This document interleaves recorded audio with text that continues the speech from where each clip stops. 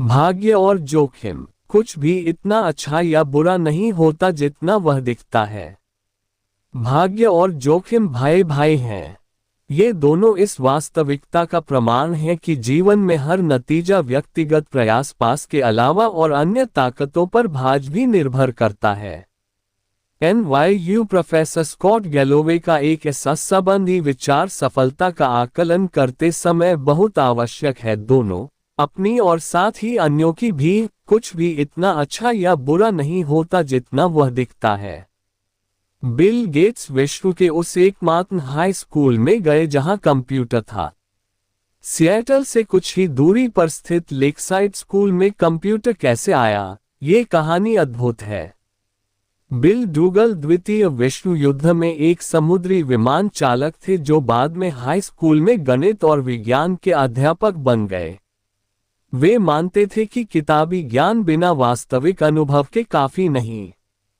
वे ये भी समझते थे कि कॉलेज में पहुंचने के समय हमें कंप्यूटर की कुछ जानकारी की आवश्यकता होगी।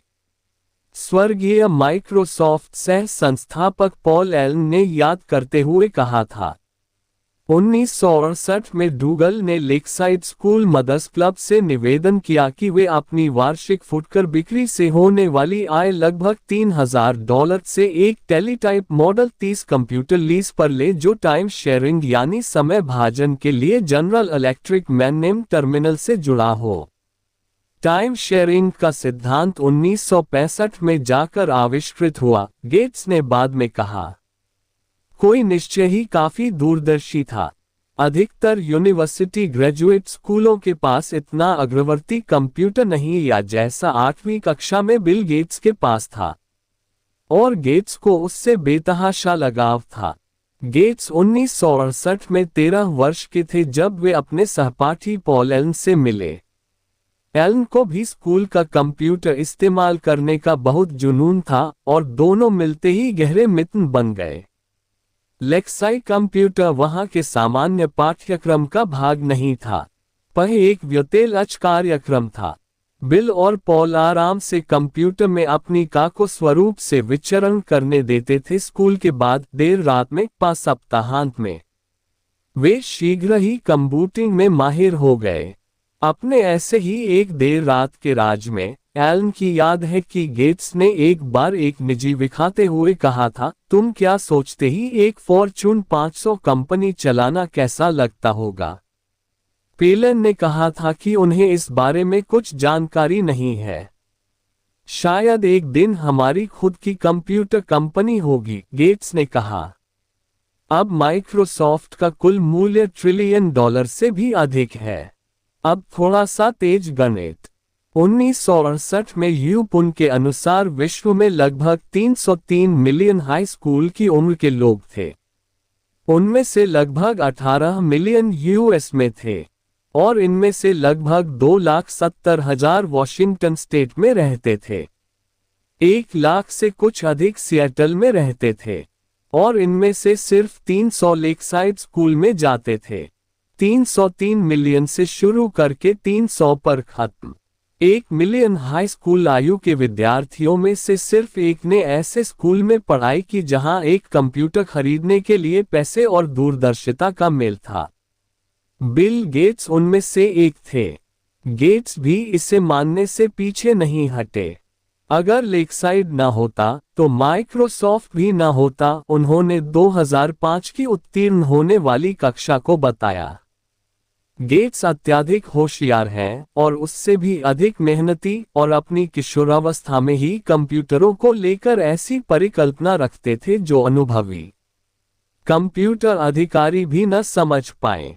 साथ ही लेकसाइड स्कूल में जाने के कारण उन्हें 1 मिलियन में से एक वाली शुरुआती बढ़त भी मिली। अब मैं आपको गेट्स के मित्र केंट इवांस के बारे में बताता हूं। उसने भाग्य के भय जोखिम की उतनी ही शक्तिशाली मात्रा का अनुभव किया। बिल गेट्स और पॉल एलन का नाम माइक्रोसॉफ्ट की सफलता के कारण घर घर में प्रसिद्ध हो गया, लेकिन लेकसाइड में इन कंप्यूटर में विलक्षण प्रतिभा सम्मा हाई स्कूल किशोरों के गुट का एक और तीसरा सदस्य था। बिल गेट्स और केंट इवास 8वीं कक्षा में घनिष्ठ मिल बन गए। गेट्स के कार इस कक्षा में सर्वखा था। दोनों हद से ज्यादा फोन पर बात किया करते थे। गेट्स ने ईसाई बिल्ला ब्रेन तानक सूत्राध्यक्ष में याद करते हुए कहा था, मुझे अब भी केट का फोन लेब याद। उन्होंने कहा 5257851। इवास भी कंप्यूटर में उतना ही कुशल था जितने गेट्स और एलन। लेकसाइड स्कूल को एक बार कक्षा की सारणी बनाने में कठिनाई का सामना करना पड़ रहा था। सैकड़ों विद्यार्थियों की कक्षाओं को योजनाबद्ध करना जिससे वे अन्य कोर्स के साथ न उलझे, यह जटिलता का एक भूल भुलैया था। स्कूल ने बिल और केंट को, जो खुद बच्चे थे, ये काम सौंपा कि वे एक ऐसा कंप्यूटर प्रोग्राम बनाएं जो इस समस्या को सुलझा सके। और यह काम कर गया। और पॉल एलन के विपरीत केंट भी बिल के समान व्यावसायिक मानसिकता और अनंत महत्वाकांक्षा रखता था। केंट हमेशा अपने साथ एक बड़ा ब्रीफकेस रखता था, किसी वकील की तरह। गेट्स याद करते हुए कहते हैं, हम हमेशा योजना बनाते रहते थे कि हम भविष्य में 5 या 6 साल बाद क्या करेंगे। क्या हमें सीईओ बनना चाहिए? हम किस प्रकार का प्रभाव बना सकते हैं? क्या हम जनरल बन जाएं? या फिर हम राजदूत बन जाएं? चाहे जो भी हो, बिल और केंट जानते थे कि वे जो भी करेंगे साथ ही करेंगे। केंट के साथ अपनी दोस्ती को याद करते हुए गेट्स धीमे से चुप हो जाते हैं। लेकिन ऐसा कभी न हो सका। हाई स्कूल पास करने से पहले ही एक पर्वतारोहण दुर्घटना में केंट की मृत्यु हो गई। प्रतिवर्ष यूनाइटेड स्टेट्स में पर्वतारोहण में लगभग 3 दर्जन लोगों की मृत्यु होती है। और हाई स्कूल में एक पहाड़ पर मरने की संभावना लगभग 1 मिलियन में से 1 है। बिल गेट्स ने लेकसाइड जाकर 1 मिलियन में से 1 का भाग्य पाया। केंट इवास ने 1 मिलियन में से 1 का जोखिम पाया, जिसके चलते जो वह और गेट्स प्राप्त करना चाहते थे, वह उसे कभी पूरा कर ही नहीं पाया। एक जैसा बल, एक ही मात्रा, बस विपरीत दिशाएं। भाग्य और जोखिम दोनों इस वास्तविकता का प्रमाण है कि जीवन में हर नतीजा व्यक्तिगत प्रयास के परे अन्य शक्तियों पर भी निर्भर करता है। वे दोनों इतने समान हैं कि आप एक को सम्मान दिए बिना दूसरे में विश्वास नहीं रख सकते। ये दोनों इसलिए अस्तित्व रखते हैं क्योंकि संसार इतना जटिल है कि आपके 100% प्रयासों से आपको 100% नतीजे नहीं मिल सकते। वे बस एक ही बात से चलते हैं। आप इस खेल में 7 बिलियन लोगों में से एक है, जिसमें अनगिनत चीजों में फेरबदल होती रहती है। कभी कभी आपके निवलन के परे के संयोगवश परिणाम आपके योजनाबद्ध प्रयासों से अधिक अहम सिद्ध होते हैं। लेकिन दोनों को मापना इतना कठिन है और स्वीकार करना इतना मुश्किल कि ये अक्सर नजरअंदाज हो जाते हैं। हर बिल गेट्स के साथ एक केंट इवास भी होता है, जो उतना ही प्रतिभावान और प्रेरित था, किंतु जीवन के चरखे के दूसरी ओर पलट कर रह गया। यदि आप भाग्य और जोखिम को यथोचित सम्मान दें, आप पाएंगे कि वित्तीय सफलता को आंकते हुए अपनी और अन्य लोगों की कुछ भी इतना अच्छा या बुरा नहीं होता जितना वह दिखता है। कई वर्ष पहले मैंने नोबेल प्राइज जीतने वाले अर्थशास्त्री रॉबर्ट शिलर से पूछा, आप निवेश के बारे में ऐसा क्या जानना चाहते हैं जो हम कभी नहीं जान सकते? सफल परिणामों में भाग्य की सटीक भूमिका, उन्होंने उत्तर दिया। मुझे यह उत्तर बहुत पसंद आया, क्योंकि कोई भी ऐसा नहीं सोचता कि वित्तीय सफलता में भारत की कोई भूमिका नहीं। लेकिन चंकी भाग्य को मापना कठिन है और यह कहना अशिष्ट है कि किसी की सफलता भाग्य के कारण है। आम रवैया अक्सर यही होता है कि भाग्य को सफलता के कारक के रूप में अनदेखा कर दिया जाता है। अगर मैं कहें, विश्व में लगभग 1 बिलियन निवेशक हैं। क्या आप सोचते हैं कि इनमें से 10 मुख्यतः भाग्य के कारण अरबपति बन सकते हैं? आप कहेंगे, बिल्कुल। लेकिन फिर अगर मैं आपको उन निवेशकों का नाम लेने को कहा, उनके सामने आप शायद पीछे हट जाएंगे। दूसरों को आंकते हुए सफलता का श्रेय भाग्य को देने से आप अशिष्ट और ईर्ष्यालु दिख सकते हैं, तब भी जब हम जानते हो कि यह सच है। और अपने आप को आंकते हुए सफलता का श्रेय भाग्य को देना इतना हतोत्साहित कर सकता है कि उसे महत्व देना या मानना कठिन हो जाए। अर्थशास्त्री भास्कर मजूमदार ने दर्शाया है कि कद और वजन से ज्यादा भाइयों के बीच उनकी आय सहसंबद्ध होती है। अगर आप अमीर और लंबे हैं, आपके भाई की अमीर होने की संभावना उसके लंबे होने की संभावना से अधिक है। मुझे लगता है हम में से अधिकांश लोग सहज रूप से जानते हैं कि यह बात सच है। आपकी शिक्षा की गुणवत्ता और आपके लिए जो अवसर के द्वार खुलते हैं वे आपके माता पिता की सामाजिक आर्थिक स्थिति से दृढ़ता से जुड़े होते हैं। लेकिन मुझे 2 अगीर भाई बैंड के दीजिए और मैं आपको ऐसे 2 मी दिखाऊंगा जो ये कहेंगे कि इस अध्ययन की खोज उन पर लागू नहीं होती। असफलता जो दिवालिया होने से लेकर किसी व्यक्तिगत उद्देश्य को परिपूर्ण न कर पाना कुछ भी हो सकती है कि भी बराबर रूप से आलोचना की जाती है। क्या असफल व्यापारों ने उतनी मेहनत नहीं की जितनी करनी चाहिए थी? क्या चे निवेश जो बुरे सिद्ध हुए सोच समझकर नहीं किए गए थे? क्या निरंकुश कार्य आलस के कारण होते हैं? कभी कभी हाँ, बिल्कुल, लेकिन कितना, ये जानना कठिन है। किसी भी योग्य लक्ष्य के अनुगमन में सफल होने की संभावना 100% से कम है, और जोखिम वही है जो जब बीच में आता है जब आप दुर्भाग्य से इस समीकरण के दूसरी ओर जा पहुंचे। ठीक भाग्य ही की तरह वृतांत कठिन, अस्तव्यस्त और जटिल हो जाता है यदि हम ये जानने का प्रयत्न करें कि किसी परिणाम का कितना हिस्सा सचेतन निर्णय के कारण था और कितना जोखिम के कारण। मान लीजिए कि मैं एक स्टॉक खरीदता हूं और 5 साल बाद भी वह वैसे का वैसा ही रहता है। ये संभव है कि इसे खरीदने का मेरा निर्णय ही खराब था। ये भी संभव है कि मेरा निर्णय अच्छा था और मेरी पैसा बनाने की संभावना 80% थी और दुर्भाग्य से मैं 20% वाले अन्य छोर पर पहुंच गया। इनमें से कौन सी संभावना सही है, ये कैसे जाना जाए? क्या मैंने एक गलती की या फिर बस जोखिम की वास्तविकता का अनुभव किया? आंकड़ों की सहायता से यह आंकना संभव है कि कुछ निर्णय समझदारी भरे थे या नहीं। लेकिन वास्तविक संसार में दिन प्रतिदिन हम ऐसा नहीं करते। ये बहुत कठिन है। हम सादी कहानियों को वरीयता देते हैं जो आसान जरूर होती है लेकिन अक्सर बुरी तरह भ्रामक भी। निवेशकों और अग्रणी उद्योगपतियों के साथ अनेक वर्ष गुजारने के बाद मैंने जाना है कि किसी दूसरे की असफलता के लिए आमतौर पर खराब निर्णयों को उत्तरदायी ठहराया जाता है, जबकि आप अपनी खुद की असफलताओं को अक्सर जोखिम के बुरे पहलू के कारण हुआ मानते हैं। आपकी असफलताओं को आंकते हुए मैं संभवतः कारण और प्रभाव की एक सीधी सादी कहानी पसंद करूंगा, क्योंकि मैं नहीं जानता कि आपके दिमाग में क्या चल रहा है।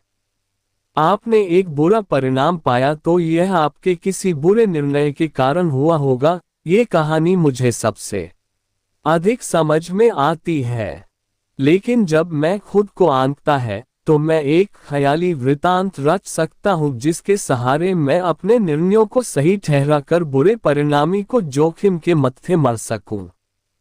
फोर्ब्स मैगजीन का कवर ऐसे गरीब निवेशकों की सराहना नहीं करता जिन्होंने निर्णय तो समझदारी भरे लिए किंतु दुर्भाग्यवश जिन्हें जोखिम का बुरा पहलू झेलना पड़ा। लेकिन यह ऐसे अमीर निवेशकों का गुणगान अवश्य करता है जिन्होंने ठीक ठाक या फिर लापरवाही वाले निर्णय लिए लेकिन भाग्यशाली निकले। दोनों ने एक ही सिक्का उछाला लेकिन उसके गिरते समय बाजी पलट गई। इसका खतरनाक पहलू यह है कि हम सब पैसे के बारे में ये जानने का प्रयत्न कर रहे हैं कि क्या काम करता है और क्या नहीं। कौन सी निवेश नीतियां काम करती हैं, कौन सी नहीं, कौन सी उद्योग नीतियां काम करती है, कौन सी नहीं। आप अमीर कैसे बनते हैं, आप गरीब होने से कैसे बच सकते हैं? हम सफलताओं और असफलताओं की समीक्षा कर ये पाठ सीखने का प्रयास कर रहे हैं और कह रहे हैं, वही करो जो इसने किया, जो उसने किया उससे बचो। अगर हमारे पास कोई जादुई छड़ी होती तो हम जान पाते कि इन परिणामों का कितना अनुपात ऐसे कार्यों के कारण है जो दोहराए जा सकते हैं, बनाम अनियमित जोखिम और भाग्य की भूमिका जो इन कार्यों को इस या उस ओर धकेलते हैं। लेकिन हमारे पास कोई जादुई छड़ी नहीं है। हमारे पास दिमाग है जिसे अधिक बारीकी के बगैर सरल उत्तर चाहिए। इसलिए उन विशेषताओं को पहचानना जो हमें अपनानी चाहिए या जिनसे बचना चाहिए, बेहद कठिन हो सकता है। अब मैं आपको एक और कहानी सुनाता हूँ, एक ऐसे व्यक्ति की जो बिल गेट्स की ही तरह बेतहाशा सफल था, लेकिन जिसकी सफलता को भाग्य या कौशल से बांधना कठिन है। कॉर्नेलियस वैंडरबिल्ट ने अपने रेल मार्ग साम्राज्य को विस्तृत करने के लिए बस कुछ व्यापारिक करार पूरे ही किए थे। उनके एक व्यवसाय सलाहकार ने आगे झुककर वैंडरबिल्ट को बताया कि हर वह करार जिसके लिए उन्होंने सहमति दी थी, वह किसी न किसी तरह कानून को तोड़ रहा था। हे भगवान, जॉन, वैंडरबिल्ट ने कहा, तुम्हें लगता है कि रेल मार्ग स्टेट ऑफ न्यूयॉर्क के कानून के अनुसार चल सकता है? बोलो, क्या ऐसा हो सकता है? 10 इसे पढ़ने के बाद मेरा पहला विचार ये था, इस रवैये के कारण ही वे इतने सफल थे। वैंडरबिल्ट के समय में कानून रेल मार्ग को अनुमति नहीं देता था। इसलिए उन्होंने कहा, भाड़ में जाए, और कैसे भी अपना काम किया। वैंडरबिल्ट बेतहाशा रूप से सफल थे, इसलिए उनकी कानून तोड़ने की आदत जो कुख्यात और उनकी सफलता के लिए निर्णायक थी, उसे ऋषि ज्ञान के रूप में देखना लुभावना लग सकता है। उस बेजोड़ दूरदर्शी ने कुछ भी अपने रास्ते में नहीं आने दिया। लेकिन यह विश्लेषण कितना खतरनाक है। कोई भी समझदार व्यक्ति खुल्लम खुल्ला अपराध को उद्यमी विशेषज्ञता के रूप में इस्तेमाल करने की सलाह नहीं देगा। आप आसानी से वैंडरबिल्ट की कहानी के अलग तरह से रूप लेने की कल्पना कर सकते हैं, एक नियम विरोधी जिसकी नई कंपनी एक अदालत के आदेश से धराशायी हो गई। इसलिए यहाँ पर एक समस्या है। आप वैंडरबिल्ट की कानून तोड़ने के लिए उतनी ही प्रशंसा कर सकते हैं जितनी आप एनरॉन की इसके लिए आलोचना करते हैं। शायद इनमें से एक भाग्यवश कानून के हाथों से बच निकला जबकि दूसरा जोखिम के छोर पर जा पहुंचा। जॉन डी रॉकफेलर की कहानी भी ऐसी ही है। उनका बार बार कानून की आंखों में धूल झोंकना। एक न्यायाधीश ने एक बार उनकी कंपनी को आम चोर के समान कहा था। इतिहासकारों द्वारा अक्सर शातिर व्यवसाय होशियारी के रूप में दर्शाया गया है। शायद वह था भी, लेकिन वृतांत, तुमने पुराने नियम कानूनों को नवरचना के आड़े नहीं आने दिया से तुमने एक अपराध किया है। में कब बदलता है? या फिर वृतांत को रॉकफेलर बहुत प्रतिभावान थे, उनकी सफलताओं से सीखने का प्रयास करो से रॉकफेलर एक अपराधी था, उसकी व्यावसायिक असफलताओं से सीखने का प्रयत्न करो में बदलने के लिए कहानी में कितनी फेर बदल करनी होगी?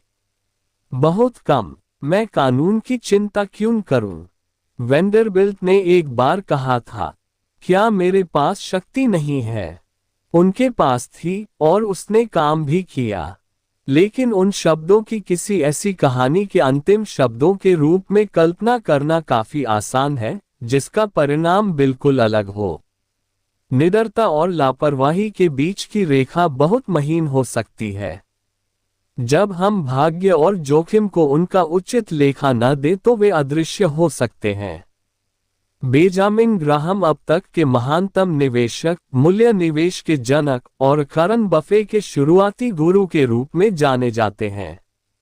लेकिन बेंजामिन ग्राहम की अधिकांश निवेश सफलता GEICO स्टॉक के एक बड़े भाग का स्वामी होने के कारण थी, जिसने उनके खुद के अनुसार हर उस विविधीकरण का नियम तोड़ के रख दिया जिसे ग्राहम ने खुद अपने प्रसिद्ध मूल ग्रंथों में लिखा था। यहाँ निर्भीकता और लापरवाही के बीच की महीन रेखा कहाँ स्थित है? मुझे नहीं पता। ग्राम ने अपने GEICO बोनेंट्रा के बारे में लिखा, एक भाग्यशाली मौका या एक अत्यंत समझदारी वाला निर्णय। क्या हम इनके बीच का अंतर बता सकते हैं?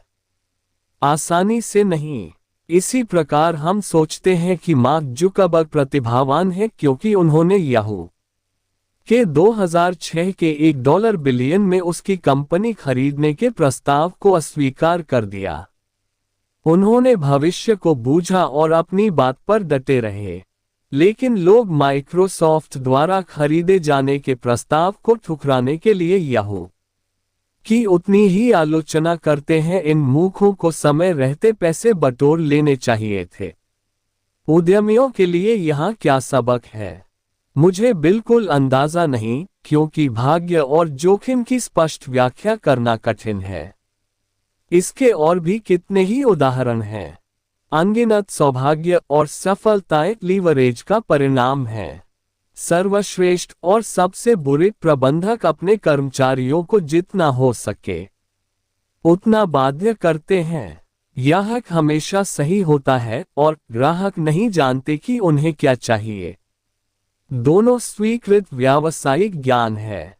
प्रेरक रूप से निर्भीक और मूर्ख लापरवाह के बीच की रेखा की मोटाई माल 1 मिलीमीटर भी हो सकती है, जिसे बस पश्चात दृष्टि से देखा जा सकता है। भाग्य और जोखिम एक दूसरे की कार्बन कॉपी हैं। यह कोई ऐसी समस्या नहीं जिसे आसानी से सुलझाया जा सके।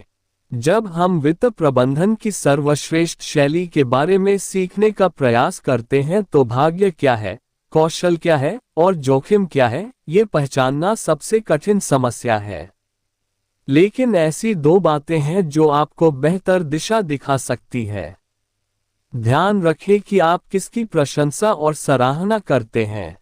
इस बात का भी ध्यान रखें कि आप किसे नापसंद करते हैं और उसके जैसा नहीं बनना चाहते। या फिर ध्यान रखिए जब आप यह मानने चले कि 100% परिणाम प्रयासों और निर्णयों पर निर्भर करते हैं। मेरे बेटे के जन्म के बाद मैंने उससे एक पत्र लिखा जिसका एक हिस्सा कुछ ऐसा था। कुछ लोग ऐसे परिवारों में जन्म लेते हैं जहां शिक्षा को बढ़ावा दिया जाता है, जबकि कुछ अन्य इसके विरुद्ध होते हैं। कुछ का जन्म समृद्ध अर्थव्यवस्था में होता है जहां उद्यमिता को बढ़ावा दिया जाता है, जबकि कुछ का जन्म युद्ध और अभाव में होता है। मैं तुम्हें सफल होते देखना चाहता है और मैं चाहता हूं कि तुम इसे खुद हासिल करो। लेकिन याद रखो कि सफलता हमेशा मेहनत के कारण नहीं मिलती और गरीबी हमेशा आलस के कारण नहीं होती। जब तुम दूसरों को और साथ में खुद को आंकने लगो, ये हमेशा ध्यान में रखना। इसलिए व्यक्ति विशेष और केस स्टडी पर कम और व्यापक प्रतिमानों पर अधिक ध्यान दें। किसी व्यक्ति विशेष का अध्ययन खतरनाक हो सकता है चूंकि हम अक्सर चरम सीमा के उदाहरण लेते हैं, जैसे अरबपति, CEO या वे जो बुरी तरह से असफल हुए, जो खबरों में रहते हैं, और चरम सीमा के उदाहरण अक्सर अपनी जटिलता के कारण अन्य परिस्थितियों में लागू नहीं होते। जितना चरम कोई परिणाम होता है, उतना ही कम उसके सबक को आप अपने जीवन में लागू कर पाएंगे, क्योंकि यह परिणाम उतना ही अधिक भाग्य और जोखिम की चरम सीमाओं से प्रभावित हुआ होगा। आप सफलता और असफलता के व्यापक प्रतिमानों को देख अभियोज्य बोध के निकट पहुंच जाएंगे। प्रतिमान जितना सामान्य होगा, उतना ही अधिक वह आपके जीवन में लागू हो सकेगा। वॉरेन बफे की निवेश सफलता का अनुकरण कर पाना कठिन है, क्योंकि उनके परिणाम इतने चरम हैं कि उनकी आजीवन उपलब्धियों में भाग्य की भूमिका संभवतः बहुत अधिक है, और भाग्य कोई ऐसी चीज नहीं जिसका विश्वसनीयता से अनुकरण किया जा सके। लेकिन जैसा कि हम अध्याय 7 में देखेंगे, ये समझना कि जो लोग अपने समय पर नियमन रखते हैं, वे अधिक खुश रहते हैं, यह एक व्यापक और सामान्य अवलोकन है जिसे आप इस्तेमाल कर सकें। मेरे पसंदीदा इतिहासकार फ्रेडरिक लुईस एलन ने अपना करियर एक औसत मध्यस्थ अमरीकी के जीवन को दर्शाते हुए बिताया। वे कैसे रहते थे, किस प्रकार उनमें बदलाव आया आजीविका के लिए वे क्या करते थे, खाने में क्या खाते थे इत्यादि। इस तरह के व्यापक अवलोकन से अधिक उपयुक्त सीख मिलती है, बजाय उन चंद अतिशय शख्सों के अध्ययन से जो हमेशा खबरों में रहते हैं। बिल गेट्स ने एक बार कहा था, सफलता एक खराब शिक्षक है। ये होशियार लोगों को ये सोचने को लुभाती है कि वे कभी हार नहीं सकते। जब सब बहुत अच्छा चल रहा होता है, समझिए कि यह इतना अच्छा भी नहीं जितना आपको लग रहा है। आप अजेय नहीं हैं, और यदि आप यह मान लें कि भाग्य ने आपको सफलता दिलाई है, तो आपको इसके दूसरे भाई जोखिम में भी विश्वास करना पड़ेगा, जो आपकी कहानी को तुरंत पलट सकता है। लेकिन इसे दूसरी दिशा में देखा जाए तब भी यह मान्य है। असफलता भी एक खराब शिक्षक हो सकती है, क्योंकि यह होशियार लोगों को यह मानने के लिए मजबूर करती है कि उनके निर्णय बहुत बेकार थे, जब कभी वे जोखिम की निर्मम वास्तविकता का सामना करते हैं। असफलता का सामना करने की तरकीब यह है कि आप अपने वित्तीय जीवन का इस तरह से प्रबंधन करें कि एक बुरा निवेश या एक अपूर्ण वित्तीय उद्देश्य आपको पूरी तरह से न झकझोर दे और आप फिर से भाग्य आपके पक्ष में होने तक आगे बढ़ते रहें। लेकिन और भी महत्वपूर्ण यह है कि जितना हम सफलता में भाग्य की भूमिका को मान्यता देते हैं, जोखिम की भूमिका का आशय यह है कि हमें खुद को माफ करना सीखना चाहिए और साथ ही दूसरों की असफलताओं को आंकते हुए उन्हें समझने की कोशिश चाहिए। कुछ भी इतना अच्छा या खराब नहीं होता जितना वह दिखता है। आइए अब ऐसे दो व्यक्तियों की कहानियों पर नजर डालें जिन्होंने अपने भाग्य को बाध्य किया। 34